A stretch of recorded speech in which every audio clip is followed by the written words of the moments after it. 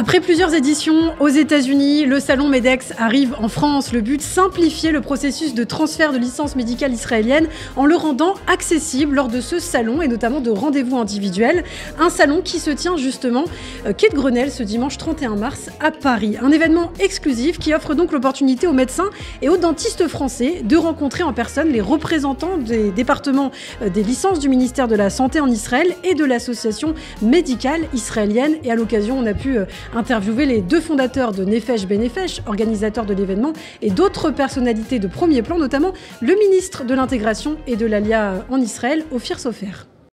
Merci d'être avec nous sur Radio J pour ce salon international de médecins francophones qui se tient à Paris. Nous sommes avec Ophir Sofer, ministre de l'Alia et de l'Intégration. Bonjour, shalom. Shalom, shalom. Avant tout, une question personnelle, si vous me le permettez, puisqu'on suit cette guerre depuis le 7 octobre. On est très attachés aux soldats qui se battent à Gaza. Encore aujourd'hui, on a appris il y a quelques semaines que votre fils, Ben Sion, qui servait comme parachutiste à Khan Younes, a été blessé lors de combats, qu'il a été hospitalisé. Comment va-t-il aujourd'hui? Est-ce que tout va bien? Grâce à Dieu, il guérit.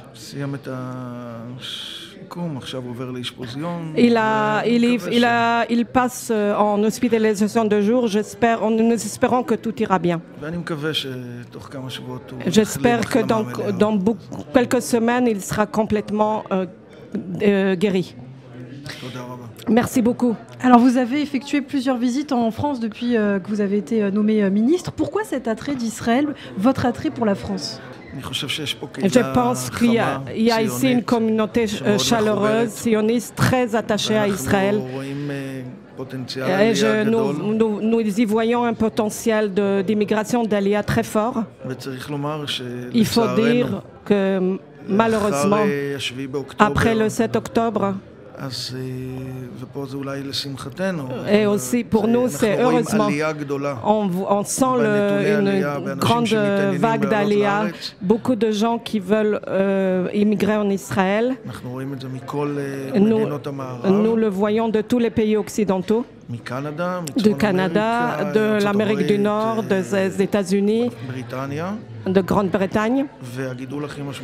Et là, le plus grand nombre est de la France. 350% de plus de cas qui s'intéressent à l'immigration. Alors justement, c'est intéressant puisque Israël est en guerre. Depuis le 7 octobre, il y a eu énormément de morts en Israël. On aurait pu penser que l'Alia allait être freinée, que les candidats à l'Alia ne voudraient plus venir en Israël. Pourtant, ce n'est pas le cas. Comment vous l'expliquez ? J'étais ici il y a 1 mois et demi, 2 mois, dans une foire antérieure.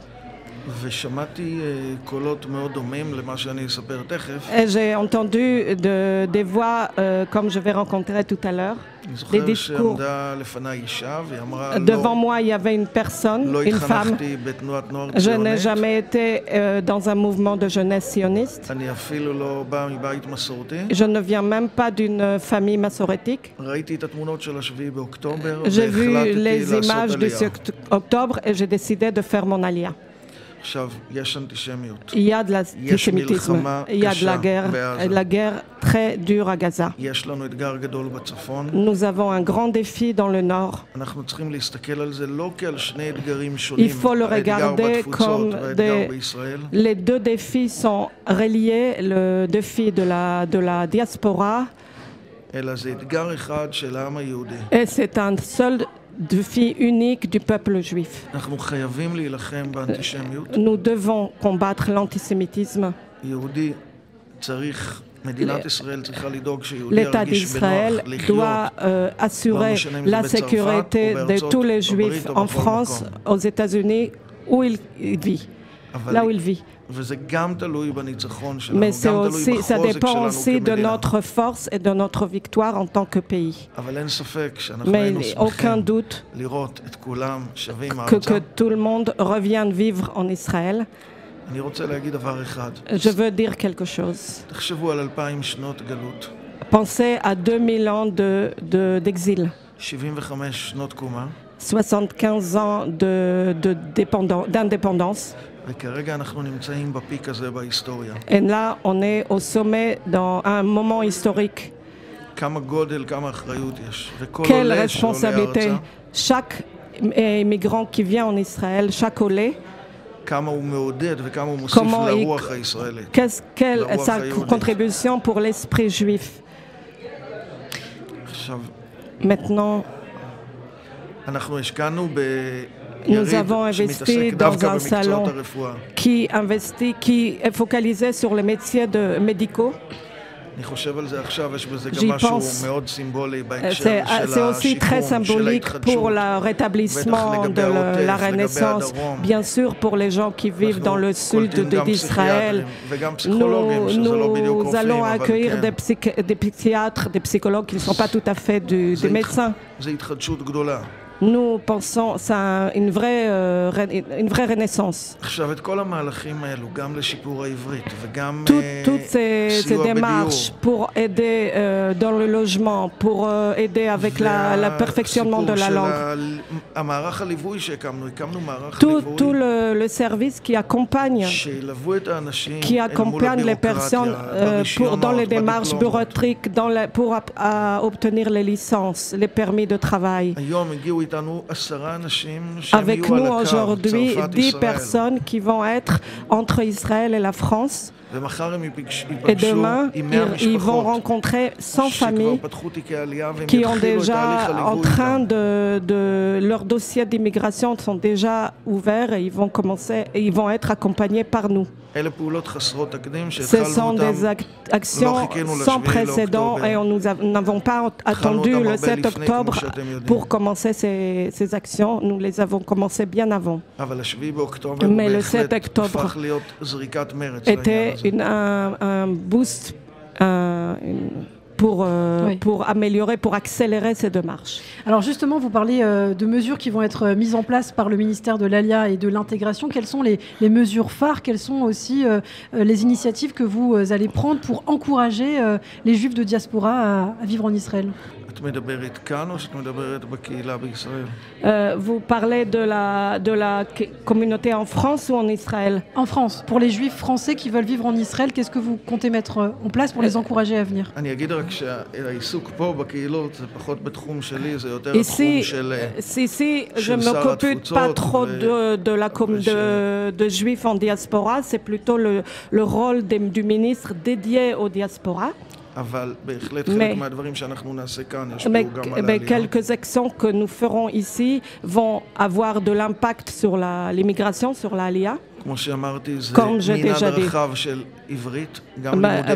Mais beaucoup de cours de langue, y compris en ligne, d'hébreu. Mis à part les ulpanim du gouvernement, mais aussi des ulpanim privés, pour permettre aux gens des options diverses pour apprendre avec plusieurs parcours différents. L'accompagnement personnel est vraiment la nouveauté. On accompagne personnellement pour essayer de résoudre les problèmes. Et comme ça, je pense que nous allons découvrir d'autres points où on peut agir. Nous aidons aussi dans le loyer, qui est très significatif, qui commencera. Les gens qui vont faire leur aliyah prochainement, ils vont avoir 6 mois de salle klita, la fameuse aide à l'immigration. Et à partir de juin 2025, pour 2 ans, ils auront un loyer significatif pour habiter à Judée-Samarie en Galilée. Par exemple en Ariel, en Naharia, à Afula, à Beersheva. Nous voudrons aussi y ajouter Ashdod et Ashkelon.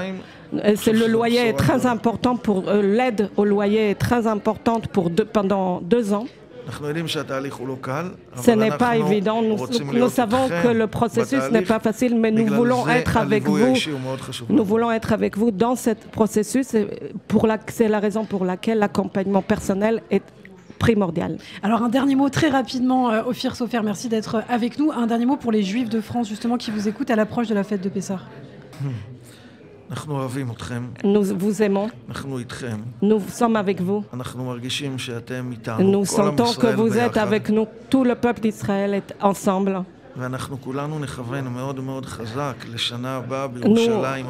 L'année prochaine à Jérusalem, où nous allons tout faire pour le réaliser. Ça dépend de chacun d'entre nous. Avec les otages, grâce à Dieu, le peuple d'Israël va vaincre. C'est un grand défi, mais c'est possible. Ça dépend de notre esprit et de notre unité. Merci beaucoup, Toda Rabba.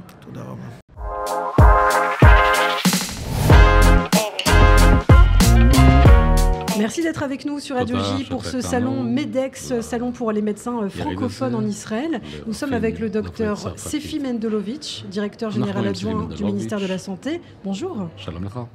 Shalom. Merci de répondre à nos questions. Alors, quelle est votre mission en tant que directeur général adjoint du ministère de la Santé?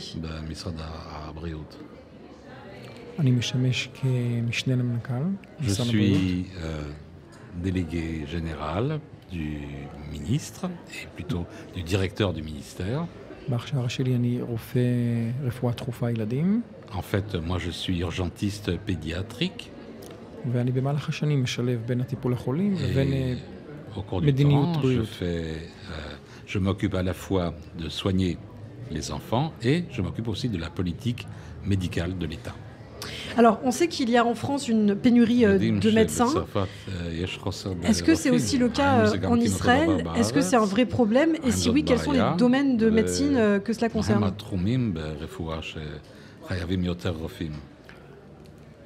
C'est une excellente question. En Israël, déjà aujourd'hui, il y a un manque de médecins. Il y a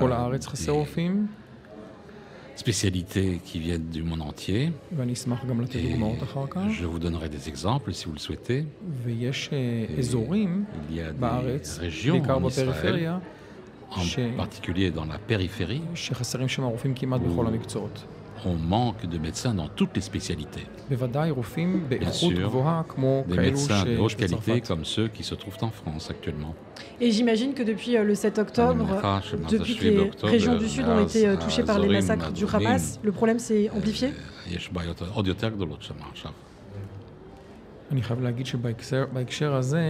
ce point de vue, l'esprit israélien s'est réalisé. Il y a vraiment des gens qui sont mobilisés pour aller dans cette région, pour nous aider. Mais dans ces régions, en général, il y a un manque de médecins dans le nord et dans le sud d'Israël. Et ce qui s'est passé le 7 octobre n'a pas facilité la situation. Et nous avons pris une décision stratégique de renforcer les services médicaux dans ces lieux-là. Je pourrais ajouter également que tout de suite après le début de la guerre, on a eu des demandes de dizaines de milliers de médecins du monde entier, de France, des États-Unis, de beaucoup de pays. Les médecins nous ont dit « Appelez-nous et on prend l'avion pour venir vous aider ». Et de nombreux médecins sont venus vraiment bénévoles, ils nous ont beaucoup aidés. Et maintenant, alors que nous nous préparons à une guerre dans le nord, nous espérons que beaucoup de médecins viendront nous aider. Alors justement, on parle de l'actualité. Des dizaines de milliers de personnes ont été blessées en Israël le 7 octobre et lors de la guerre qui a suivi. Est-ce un défi aujourd'hui pour les hôpitaux de traiter autant de blessés graves, des personnes qui ont été amputées notamment? Bien sûr que c'est un défi. Mais heureusement, nous voyons que les résultats sont excellents. Ce n'est pas simplement un sentiment comme ça. Et nous voyons que nous réussissons a sauvé des patients de façon exceptionnelle, vraiment de niveau mondial. Et par comparaison aux précédentes guerres d'Israël, la guerre du Kippour, par exemple, la seconde guerre du Liban, les différentes actions qui ont été menées, et maintenant cette guerre, la guerre nous présente des défis très importants et très difficiles à long terme. Non pas sur le plan des soins immédiats, mais sur le plan des soins à long terme, que ce soit en réhabilitation et en santé mentale. Effectivement, on parle de la santé mentale puisqu'un grand nombre d'Israéliens sont aujourd'hui victimes de stress post-traumatique. Quelles sont les mesures que le gouvernement israélien met en place justement pour répondre à ce problème? L'État d'Israël a budgété de façon exceptionnelle 2 milliards de shekels. En dépit de la situation économique très dure en Israël, pour faire une réforme en tout ce qui touche la santé mentale. Ça comprend énormément de choses. Mais en ce qui est pertinent pour notre discussion ici, c'est l'ouverture de très nombreux lieux pour les psychiatres, les psychologues, les assistants sociaux. Oui, justement, ce sont les emplois que vous recherchez en Israël, des personnes qui sont capables de répondre à ces besoins-là.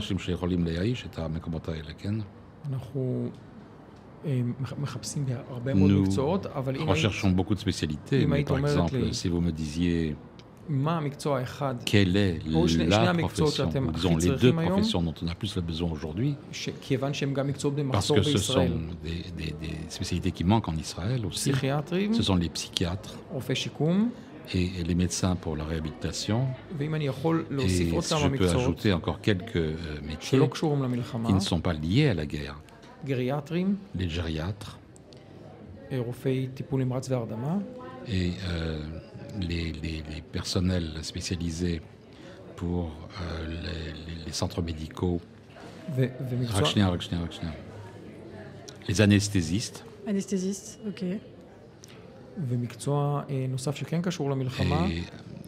spécialité liée effectivement à la guerre, c'est les médecins légistes. Médecins légistes. Alors une dernière question, quels sont les critères justement, les exigences auxquelles les médecins francophones doivent répondre aujourd'hui, si on correspond aux professions que vous venez de citer? Israël a fait plusieurs pas en faveur des médecins français. Et en fait, alors qu'en France, pour obtenir un diplôme, il faut terminer sa spécialité pour pouvoir venir en Israël. Il suffit de terminer les études et d'avoir son diplôme de médecin généraliste. Et c'est reconnu pour avoir une licence d'emploi en Israël. Celui qui n'a pas de spécialité pourra se spécialiser en Israël. Merci beaucoup, Dr Sefi Mendelovitch, directeur général adjoint du ministère de la Santé. Merci. Toda. Toda.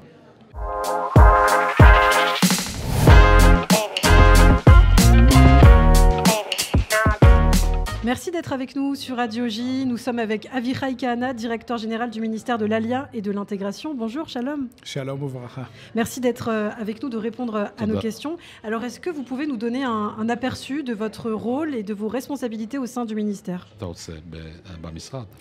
במשרד העלייה והקליטה אנחנו פועלים רבות כדי להביא יותר ויותר יהודים לישראל, והיום אחרי ה-7 לאוקטובר אנחנו נמצאים כאן בפריז ושמחים מאוד לראות את הקהילה היהודית הצרפתית שהיא קהילה מאוד מאוד ציונית ומאוד מחוברת לישראל, ואנחנו מחכים להם בבית בישראל.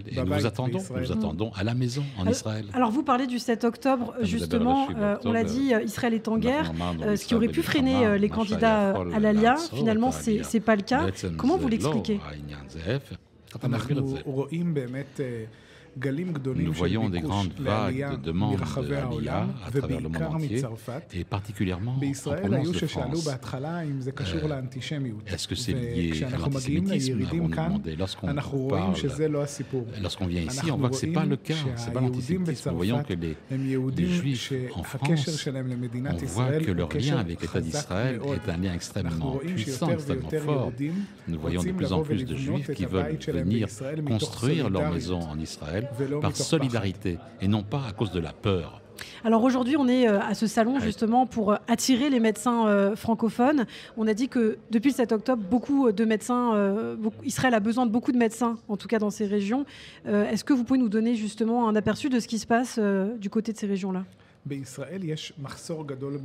y a un très grand manque de médecins en Israël, sans lien avec la guerre. Nous savons, à la suite d'enquêtes que nous avons faites, que le ratio entre les médecins et les Israéliens est très faible, parce qu'il y a eu très peu de médecins en Israël. Il y en a eu qui sont venus à l'époque de Russie, mais ceux-là sont partis à la retraite. Et donc maintenant, nous faisons des actions pour faire venir beaucoup plus de médecins en Israël.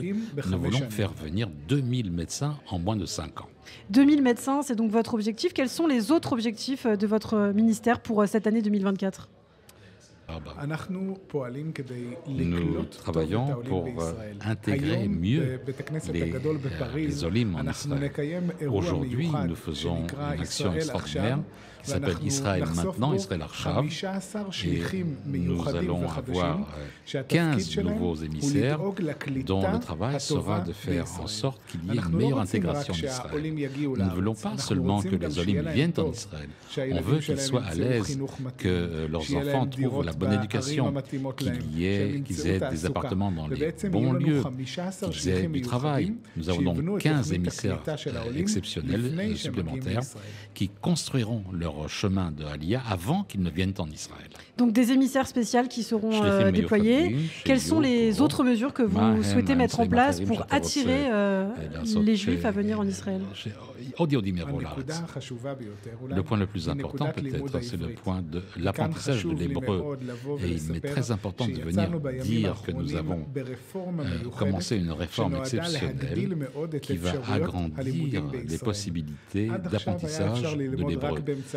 Pour l'instant, on ne pouvait apprendre l'hébreu que par des ulpanim, même si c'était des ulpanim privés ou publics, qui faisaient un travail exceptionnel. Mais maintenant, nous donnons beaucoup plus de possibilités pour apprendre l'hébreu.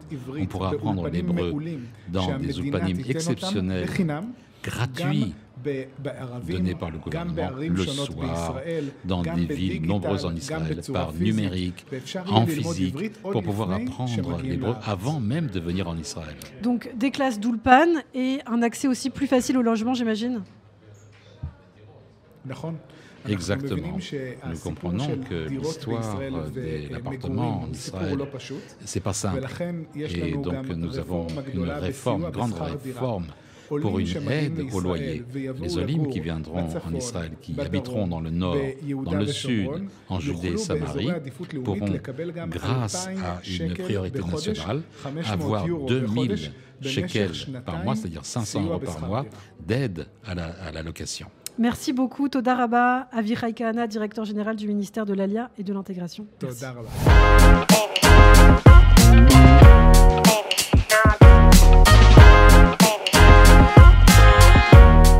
Merci d'être avec nous sur Radio J. Nous sommes avec Shai Felber, directeur adjoint de l'Aliyah et de l'Intégration à l'Agence juive. Bonjour. Bonjour et merci pour me voir ici.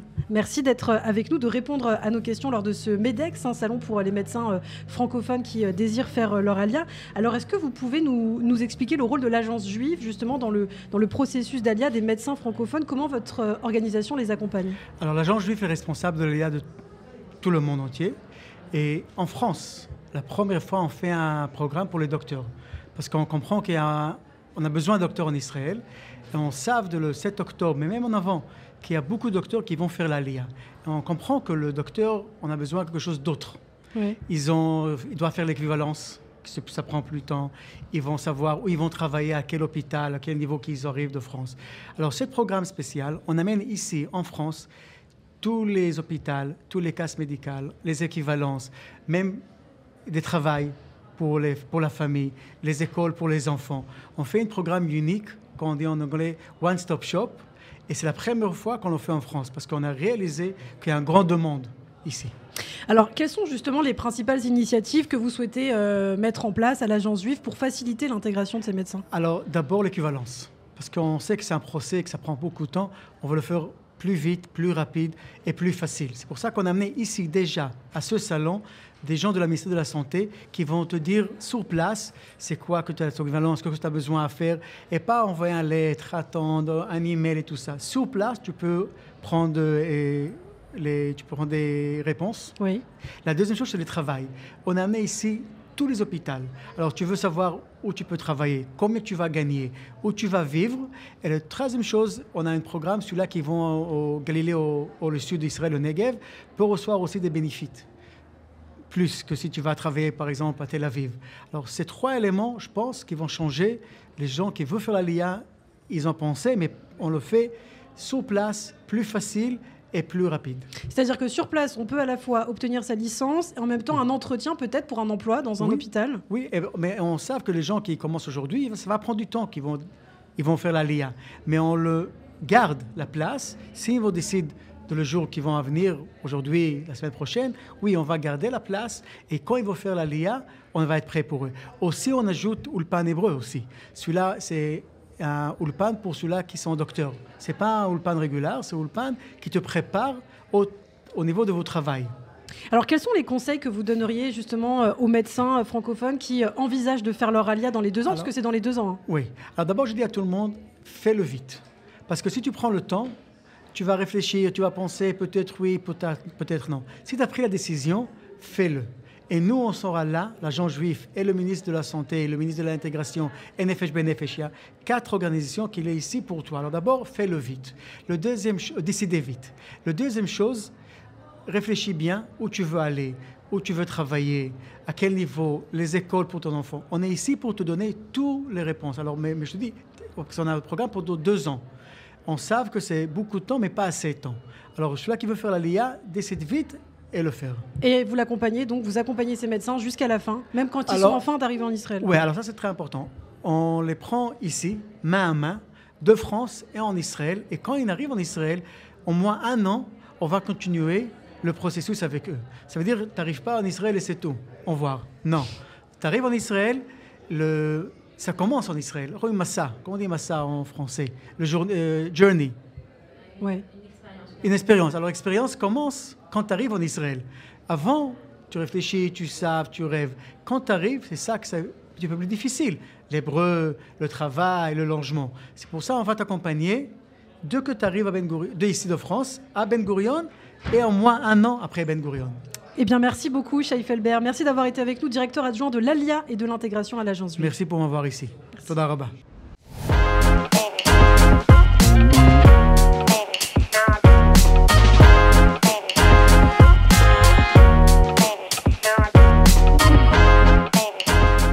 Merci d'être avec nous sur Radio J. Nous sommes avec le docteur Michael Torgman, médecin famille, sous-directeur du service de famille pour la région centre en Israël au sein de la Clalit, la caisse d'assurance maladie. Bonjour docteur. Bonjour. Merci d'être avec nous. Alors est-ce que vous pouvez justement nous donner un aperçu du rôle de la Clalit dans le système de santé israélien et vous, votre rôle, votre mission?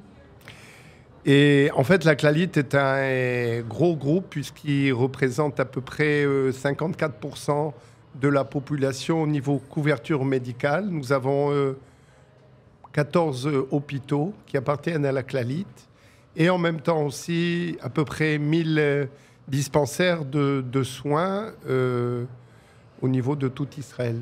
Quels sont les principaux défis aujourd'hui auxquels est confrontée justement la caisse d'assurance maladie en Israël ?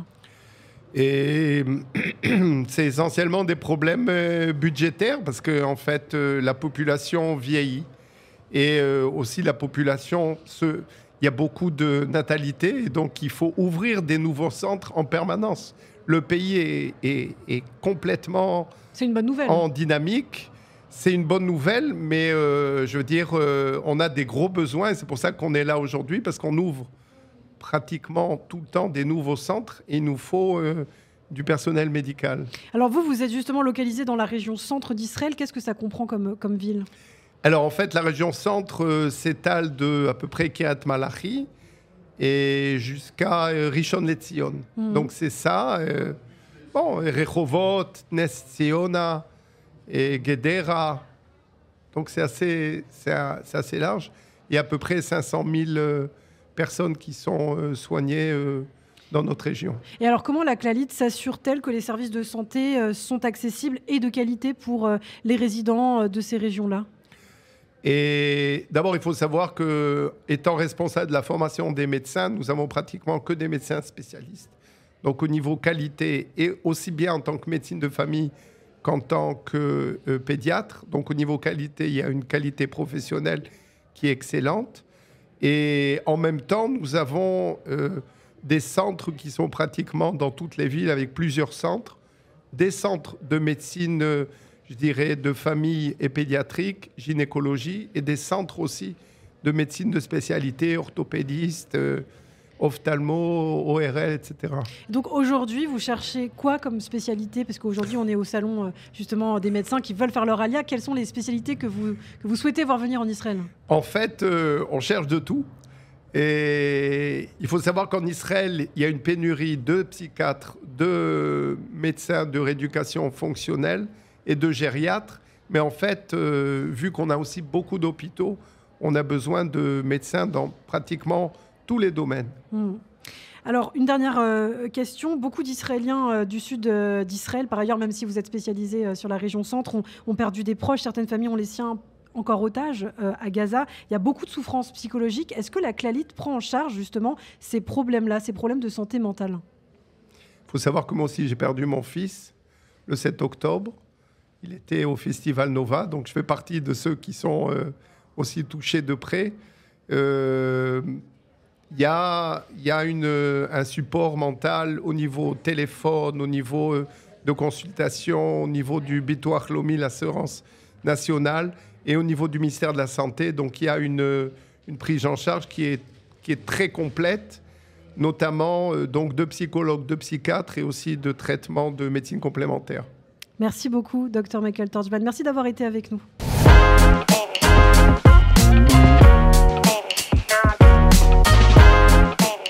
Merci d'être avec nous sur Radio J. Nous sommes avec le président du Consistoire de Paris, Joël Mergui. Bonjour Joël. Bonjour Ilana. Merci d'être avec nous pour ce salon MEDEX, premier salon européen à Paris pour les médecins francophones qui désirent faire leur alia. Pourquoi votre présence aujourd'hui, Joël ? D'abord, je suis médecin. Deuxièmement, je suis président du Consistoire de Paris.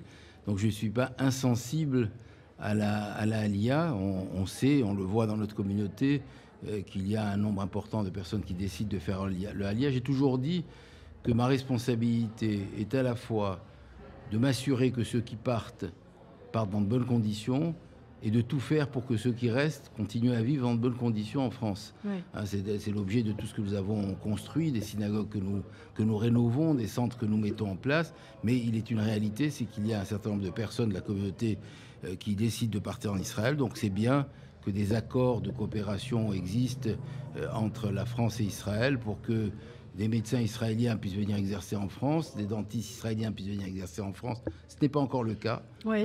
Mais que des médecins français ou des dentistes français puissent également exercer en Israël, d'autant qu'il semble, d'après ce que nous comprenons de ce que nous disent le ministère de la Santé israélien, qu'il y a un manque également de médecins. Surtout dans les régions touchées en Israël, et qu'on vient de vivre un des drames les plus importants, avec beaucoup de conséquences psychologiques, médicales et autres. Et donc je pense qu'il y a un certain nombre de médecins qui se sentent aussi, par solidarité, l'envie d'apporter leur contribution à la médecine israélienne. Alors une deuxième question, on aurait pu penser après le 7 octobre que l'ALIA de France allait freiner, allait ralentir en raison de ce qui se passe, et pourtant c'est pas le cas. Il y a de plus en plus de personnes qui font leur ALIA, des personnes venant de France. Comment vous l'expliquez, vous ? Je ne cherche pas beaucoup à l'expliquer, c'est une réalité. C'est une réalité que j'ai identifiée tout de suite. On aurait pu penser que aller vivre dans un pays en guerre serait un obstacle, mais je pense que dans toutes les périodes de notre histoire où notre vie a été mise en danger, notre identité a été mise en danger, je pense que dans toutes les périodes, il y a un réveil de l'identité. Et je crois que la réaction naturelle qu'ont eu beaucoup de juifs, parfois des juifs très éloignés, et on a vu même des personnalités publiques qui avaient jusqu'à présent peu affirmé leur identité, l'affirmer davantage. Je crois qu'au moment où on est dans une volonté de détruire le peuple juif, parce que c'est ce qu'a voulu faire le Hamas, il a voulu détruire non pas Israël, détruire le peuple juif et Israël en même temps, les Juifs se sentent solidaires et donc ont envie de rejoindre le destin de ceux qui vivent en Israël, de soutenir Israël au minimum. Et en tout cas, il y a un réveil d'identité, un réveil de sionisme, un réveil de volonté de soutien à Israël qui est presque inégalé depuis de très très nombreuses années. Alors un dernier mot, un dernier message peut-être à l'approche de Pessah pour la communauté juive de France, Joël, et de Paris. Alors là, on revient en réalité quotidienne. On est aujourd'hui dans une journée particulière, puisque j'étais partagé entre ce salon et celui que nous organisons, qui est le salon de la gastronomie cachère, oui, où nous avons édité aujourd'hui le guide des produits autorisés à Pessah, qui est une aide qui est apportée par les services du consistoire pour Pessah. Les deux messages que je donne, j'aurai l'occasion de redonner encore avec vous pendant cette période. Le premier message, c'est qu'on doit réunir toute la famille juive. C'est, je crois, le message d'ailleurs de ce qui s'est passé avec malheureusement ce drame israélien, c'est que autour de la table de Pessah, on réunit les 4 catégories d'enfants. Je pense qu'aujourd'hui, jamais les 4 catégories d'enfants n'auront été aussi unis pour défendre la terre d'Israël. C'est un premier point. Mais unis, ça veut dire unis spirituellement et matériellement. On va dire matériellement. Matériellement, ça veut dire qu'on a dans la communauté des personnes qui sont en difficulté. Oui. Et donc on a, par les paniers de Pessah qui sont mis en place dans de nombreuses communautés, dans toutes les communautés, le soutien aux personnes en difficulté est une réalité essentielle qui permet d'unir, que de ne pas se dire il y en a qui font la fête, il y en a qui font pas la fête, il y en a qui ont les moyens, il y en a qui n'ont pas les moyens. Et puis spirituellement, c'est de se dire qu'il y a des personnes qui sont en train de s'éloigner du judaïsme. Je parlais de l'identité, peut-être qu'il y en a plus qui se rapprochent, parce que c'est une occasion de voir tous les juifs unis autour de la table du Seder de Pessah, c'est-à-dire autour de notre identité, de notre liberté et de notre cacheroute. Je crois que ça me paraît les éléments fondamentaux qui nous permettront de passer non pas un Pessah dans la joie, je l'ai dit à Hanouka, je l'ai dit à Purim, mais un Pessah au moins dans la foi, en attendant que la joie complète revienne. Eh bien, merci beaucoup, Joël Mergui, président du Consistoire de Paris. Merci beaucoup, Ilana, et Shavua Tov, en attendant de dire encore Pessah Kasher Vesameach. À bientôt.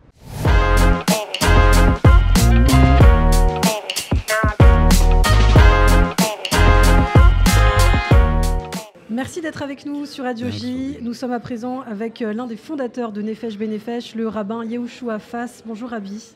Shalom.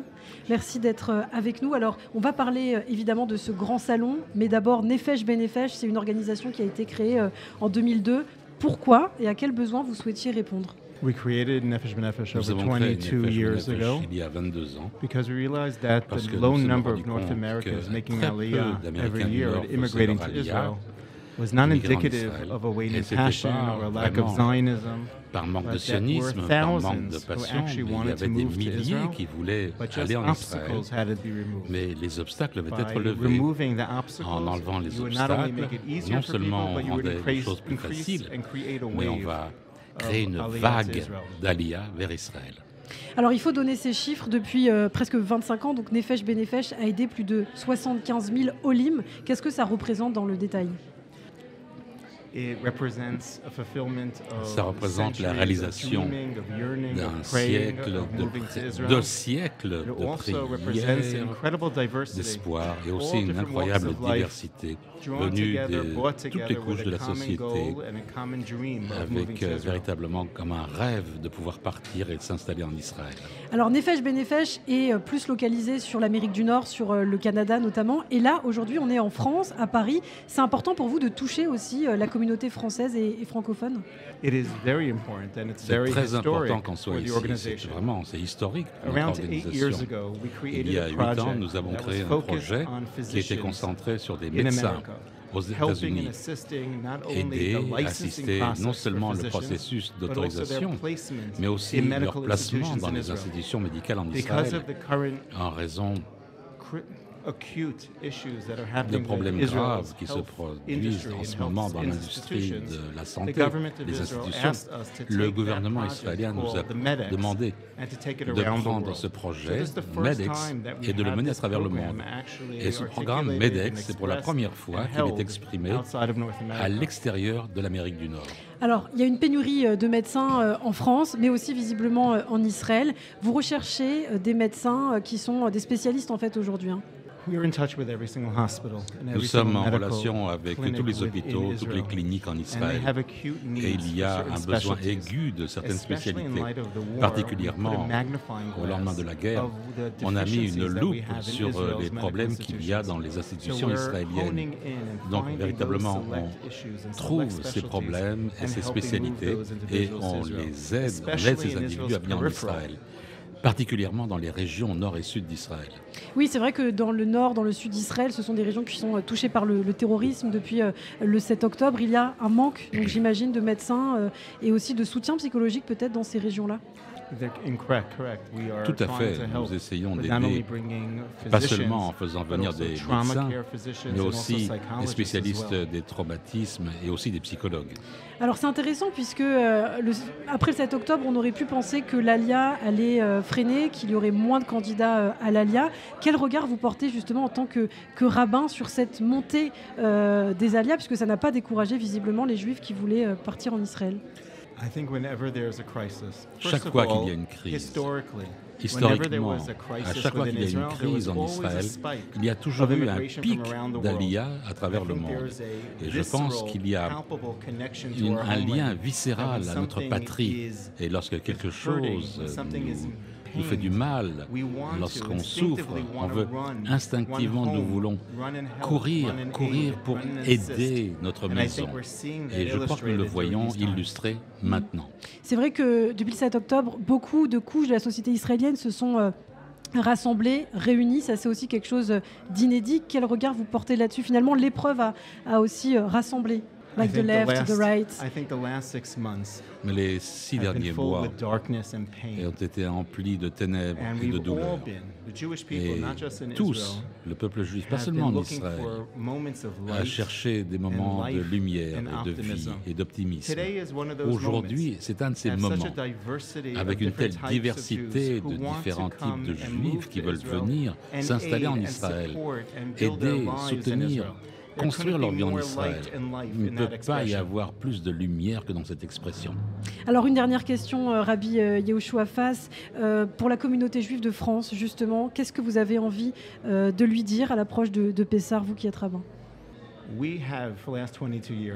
Au cours des 22 dernières années, je n'ai jamais dit aux gens qu'ils devaient monter en Israël. J'ai simplement insisté et mis véritablement l'accent sur le fait que nous sommes vraiment en difficulté. Si vous priez, eh bien, si vous avez un problème, nous allons retirer autant d'obstacles que possible pour vous permettre de réaliser ce rêve. Merci beaucoup. Toda Rabba, thank you.